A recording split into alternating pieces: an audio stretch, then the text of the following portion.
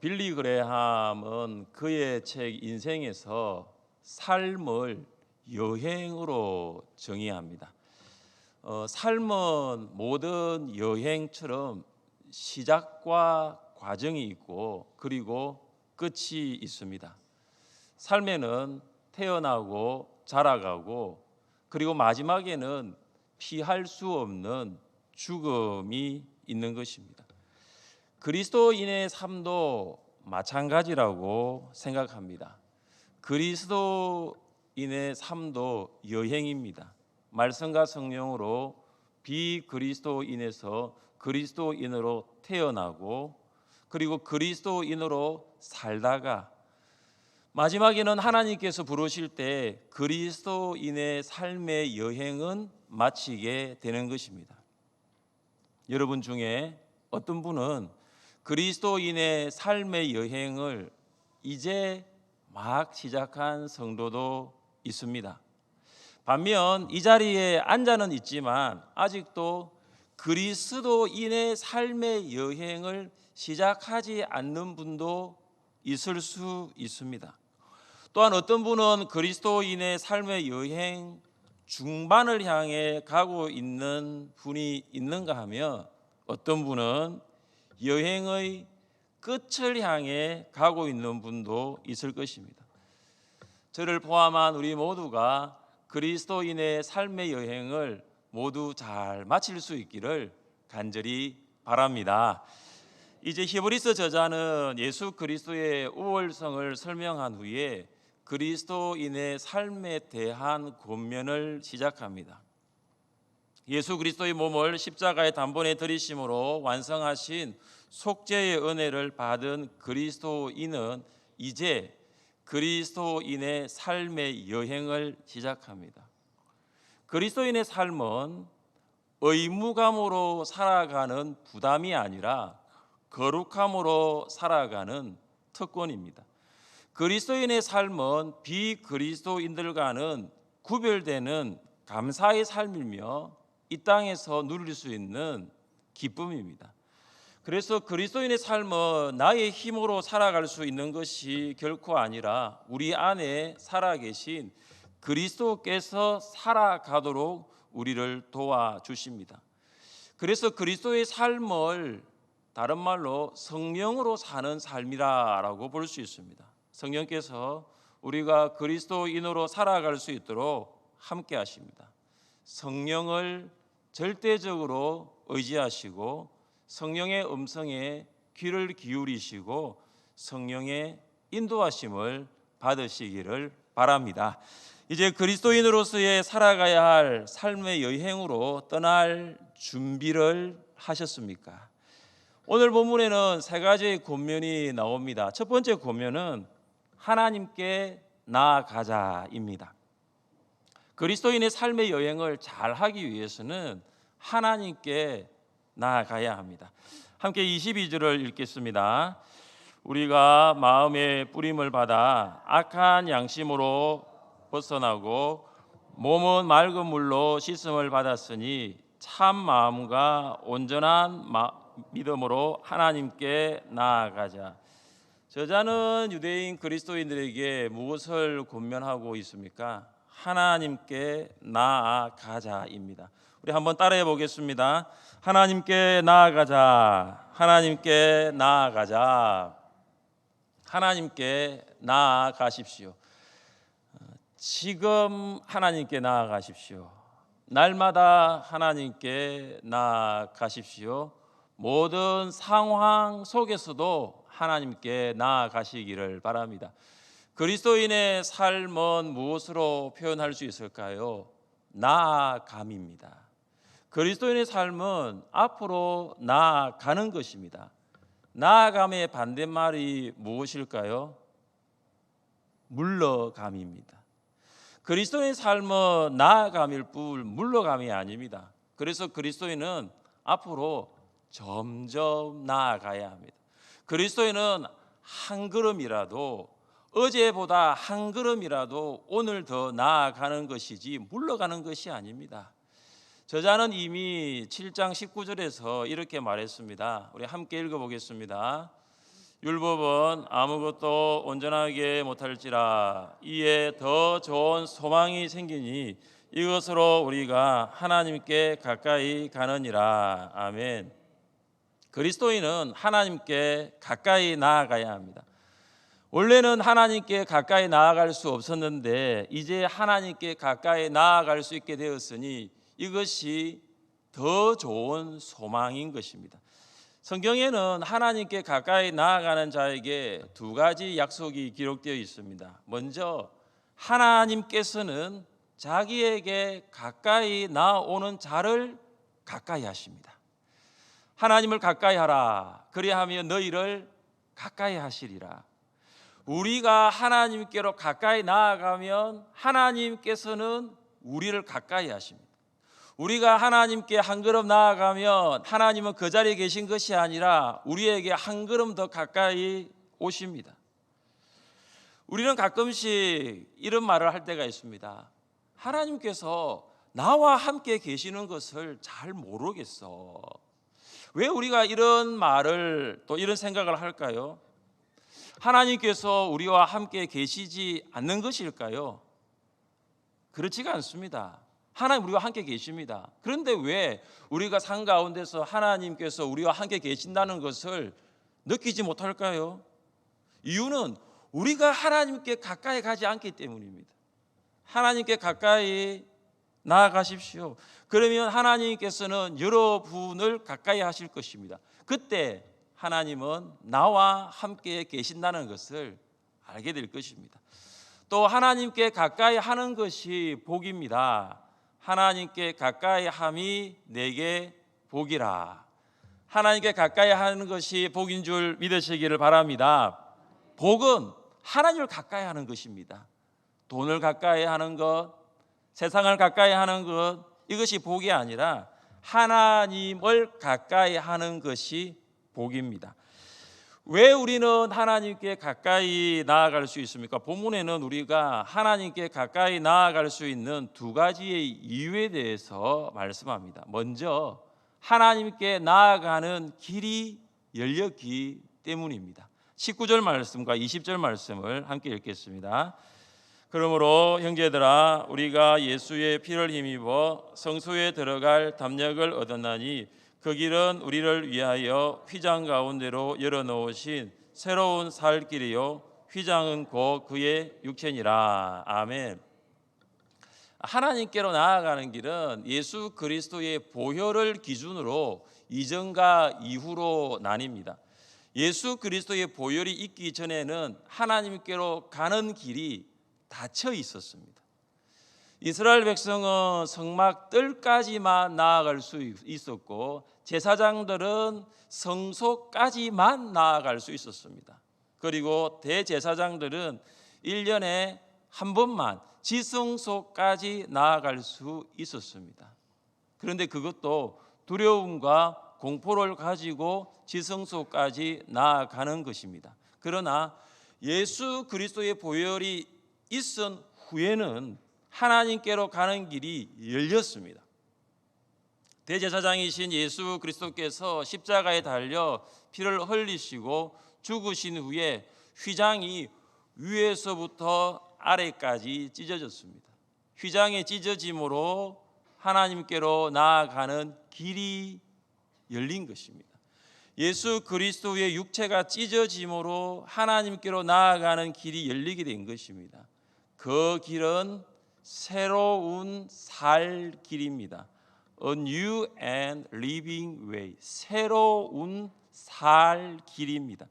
그 길은 새로운 길이고 그 길은 살 길이에요. 새로운 길은 과거에는 열리지 않았던 길입니다. 새로운 길은 과거에는 존재하지 않았던 길입니다. 짐승의 피로 제사를 드릴 때 없었던 그 길이 예수 그리스도의 피의 제사로 열리게 된 것입니다. 살 길은 생명의 길입니다.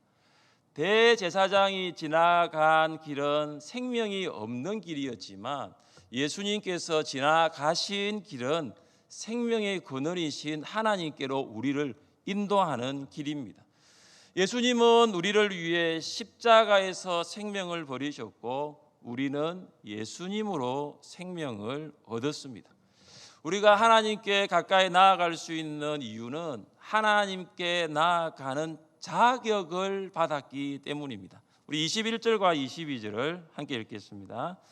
또 하나님의 집 다스리는 큰 제사장이 계심에 우리가 마음의 뿌림을 받아 악한 양심으로부터 벗어나고 몸은 맑은 물로 씻음을 받았으니 참 마음과 온전한 믿음으로 하나님께 나아가자. 아멘. 저자는 그리스도인들이 하나님께로 나아가는 것을 설명하기 위하여 제사장들이 옛 언약 아래에서 하나님께 나아간 것을 말합니다.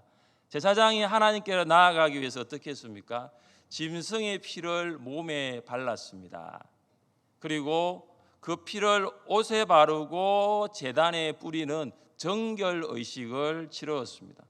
그러나 그리스도인은 짐승의 피를 바르지 않습니다. 예수 그리스도의 피로 이미 정결하게 되었습니다. 예수 그리스도의 피로 몸과 마음이 정결하게 된 자, 맑은 물로 씻는 세례를 받았습니다. 세례는 예수 그리스도의 피로 깨끗하게 된 내적 정결이 외적 정결로 나타난 것입니다. 예수 그리스도의 피로 정결하게 된 그리스도인은 이제 참 마음과 온전한 믿음으로 하나님께 나아갈 수 있는 자격을 얻게 된 것입니다. 사랑하는 성도 여러분, 여러분 앞에 예수님께서 십자가에서 몸을 찢어 열어놓으신 새로운 길, 살 길이 있습니다. 그리고 이 길은 예수 그리스도의 피로 정결하게 된 자만이 나아갈 수 있습니다. 여러분이 예수님을 구원자와 주님으로 영접하여 세례를 받았다면 참 마음과 온전한 믿음으로 하나님께로 나아갈 수 있습니다. 두려움이 아닌 담대함으로 이제 더 이상 공포가 아닌 기쁨으로 하나님께 나아갈 수 있게 된 것입니다. 오늘 양육을 끝으로 2022년 1학기 양육과 훈련이 이제 여름 방학에 들어갑니다. 또 목자 모임과 목장 모임이 방학을 했습니다. 좋으시지요? 좋으시지요? 좋은 건 좋은 겁니다. 방학은 좋습니다. 방학은 육체적인 힘과 재충전의 시간이 됩니다. 그동안 양육 훈련 또 목자 모임과 목장 모임으로 지쳐 있던 육체가 방학을 통해서 충분한 쉼을 얻어 재충전할 수 있기를 바랍니다. 그런데 자칫하면 방학은 영적 쉼과 방황의 시간도 될 수가 있습니다. 성경 읽기와 기도 생활을 소홀히 할 수도 있습니다. 그리하면 영적으로 나태해져 영적 민감성이 현저하게 떨어져 둔해질 수가 있습니다. 어떻게 해야 할까요? 어떻게 해야 할까요? 하나님께로 나아갈 수 있기를 바랍니다. 언제부터 나아가야 됩니까? 내일부터 하나님께 나아갈 수 있기를 바랍니다. 하나님께 나아가면 우리의 삶이 점점 더 새로워지고 우리가 살아나게 됩니다. 그리고 그리스도인으로 살아갈 수가 있습니다.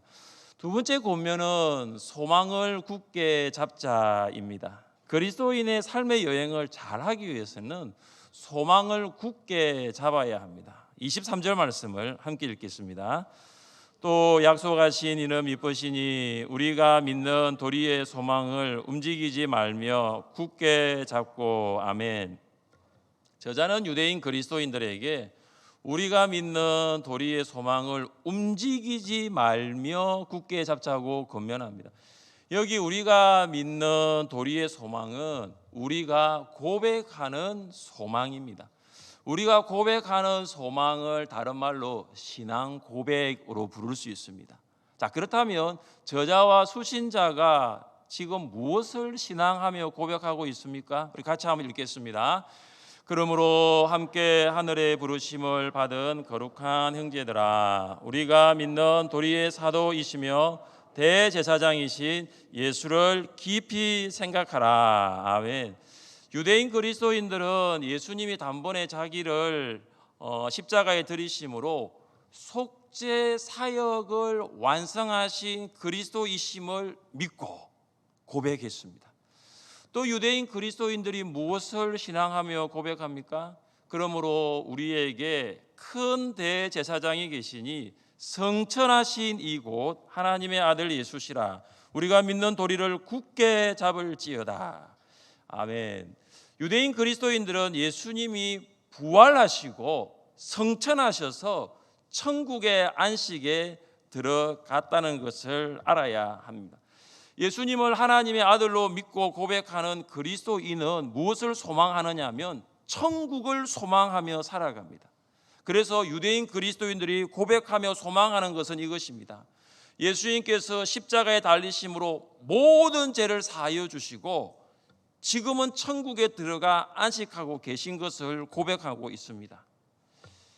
왜 저자가 유대인 그리스도인들에게 이 소망을 굳게 잡으라고, 이 신앙 고백을 굳게 잡으라고 권면하고 있을까요?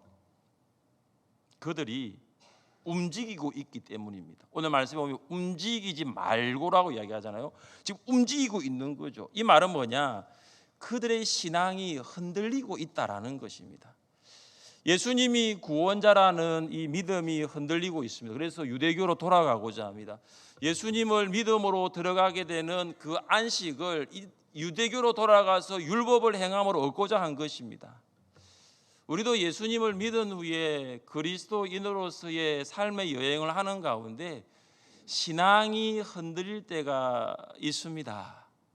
여러분, 지금까지 신앙생활을 하면서 한 번도 나는 흔들리지 않았습니다, 나는 흔들리지 않았습니다, 이렇게 말하실 수 있는 분 계십니까?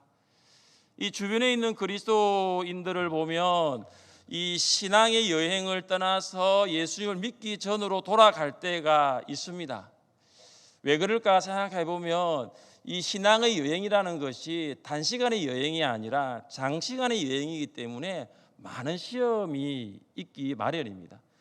이스라엘 백성이 약속의 땅인 가나안에 도착하기 전에 참 많은 시험이 있었습니다. 그들이 시험을 만날 때마다 이구동성으로 했던 말이 있습니다. 만나는 시험은 다른데 결론은 하나였습니다. 그들이 이런 말을 많이 했습니다. 애굽으로 돌아가자. Return to Egypt. 이집트로 돌아갑시다. 애굽으로 돌아갑시다. 시험을 만날 때마다 이런 말을 했어요. 애굽으로 돌아가자. 애굽으로 돌아가자. 여러분, 애굽으로 돌아가면 어디에 도착을 할 수 없어요? 가나안 땅에 도착을 할 수 없습니다. 애굽으로 돌아가면 절대 가나안에 못 들어갑니다. 가나안을 지금 향해 가고 있는데 애굽으로 돌아가자고 하는 것입니다. 이것은 이스라엘 백성뿐만 아니라 여러분도 그렇지 않습니까? 교회는 예수님을 믿고 고백하는 사람들의 모임입니다. 그런데 사람들의 성격과 스타일이 같지가 않습니다. 성도들과 함께 교회 생활을 하다 보면은 오해가 생기기도 하고 마음에 상처를 받기도 합니다. 그래서 말 때문에 상처를 주기도 하고 말 때문에 상처를 받기도 합니다. 이런 시험을 만날 때마다 어떤 말을 합니까? 저에게 이런 말을 하시더라고요. 목사님, 다음 주부터는 교회 안 나오겠습니다. 제가 이런 성도님들 보면 안타까우면서도 고맙습니다. 안타까운 이유는 마음의 상처를 받았기 때문에 이런 말을 하시는 것이고, 고마운 것은 교회에 안 나오겠다고 말씀을 미리 하시기 때문입니다. 대부분의 성도는 아무 말 안 합니다. 상처받으면 아무 말 안 하고 교회 안 나옵니다. 전화해도 받지 않습니다. 문자해도 답이 없습니다. 몇 주가 지나고 몇 달이 지나서 다른 교회에 갔다라는 소식을 전해 듣습니다. 그래서 목사님, 다음 주부터는 교회 안 나오겠습니다 하는 말씀을 해주시니 참 고맙습니다. 그러면 저는 이런 성도들에게 전화를 하고 신방을 하고 왜 마음에 상처를 받아서 이런 말씀을 하시는지 여쭈어 봅니다. 애굽으로 돌아가자는 말의 신학적 신약적 해석은 예수 믿기 전으로 가겠다는 거예요. 세상으로 돌아가겠다는 것입니다. 성도가 결코 해서는 안 될 말이 있는데 그것은 예수님 믿지 않겠다는 거죠. 세상으로 돌아가겠다는 것입니다. 예수님 믿지 않겠다는 말은 절대로 여러분 하지 마십시오. 이건 세상으로 돌아가는 거예요. 여러분, 세상으로 돌아가면 결코 천국에 다다를 수가 없어요. 그리스도인의 삶의 여행의 종착지는 천국이거든요. 그러나 세상으로 돌아가면 절대로 천국에 도착할 수가 없는 거예요. 왜 우리는 시험 가운데서도 소망을 굳게 잡아야 할까요? 23절은 이렇게 시작합니다. 또 약속하신 이는 미쁘시니. 약속하신 하나님이 신실하시기 때문에 우리가 시험 가운데서도 소망을 굳게 잡을 수 있습니다. 하나님이 신실하다는 것은 하나님의 약속이 신실하다는 것입니다. 하나님께서는 반드시 약속하신 것을 이루시는 분이심을 믿으시기를 바랍니다. 사랑하는 성도 여러분, 여러분은 하나님께서 예수 그리스도를 십자가에 버리심으로 우리의 모든 죄를 속죄하신 것을 믿습니까? 여러분은 하나님께서 예수 그리스도를 성천하게 하셔서 천국의 안식에 들어가게 하신 것을 믿습니까? 여러분이 이 두 가지를 믿는다면 여러분은 예수 그리스도 안에서 모든 죄를 용서받았고 천국에서 안식하게 될 것입니다. 이것이 바로 우리가 굳게 잡아야 할 소망입니다. 천국에 대한 소망을 흔들리지 않고 굳게 잡아 그리스도인의 삶의 여행을 완주하는 여러분 되시기를 주님의 이름으로 축복합니다. 세 번째 권면입니다. 서로 돌아보자입니다. 그리스도인의 삶의 여행을 잘하기 위해서는 서로를 돌아보아야 합니다. 24절입니다. 서로 돌아보아 사랑과 선행을 격려하며. 24절을 통해서 우리가 알 수 있는 것은 그리스도인의 삶은 공동체적으로 이루어진다라는 사실입니다. 각 성도는 예수님을 개인적으로 믿어 구원을 받았습니다. 그런데 여행으로서의 그리스도인의 삶은 개인이 떠나는 여행이지만 결코 혼자 갈 수 없는 여행이라는 거예요. 그리스도인의 삶의 여행은 함께 가는 여행이라는 것입니다. 성도는 공동체 안에서 서로를 돌아보고 또 서로를 돌아볼 때 그리스도인의 삶의 여행을 무사히 마칠 수 있습니다. 유대인 그리스도인들은 사랑과 선행으로 서로를 돌아볼 수 있어야 합니다. 사랑이 돌아보는 마음이라면 선행은 돌아보는 행동입니다. 이 돌아봄은 마음에서 시작하여 마음으로 끝나는 것이 아닙니다. 돌아봄은 전화 한번 해야지, 오늘 전화 한번 해야지, 만나야지, 한번 만나봐야지, 이런 마음만으로 돌아보면 끝나지 않습니다. 물론 이런 마음을 가진다는 것도 참 귀하죠. 충분한 가치가 있습니다. 그러나 기독교 신앙은 마음에서 시작하여 마음으로 끝나는 것이 아니라 마음에서 시작하여 행동으로 표현되는 것입니다. 전화 한번 해봐야지가 아니라 실제로 전화를 하는 거예요. 만나봐야지가 아니라 실제로 만나보는 것입니다.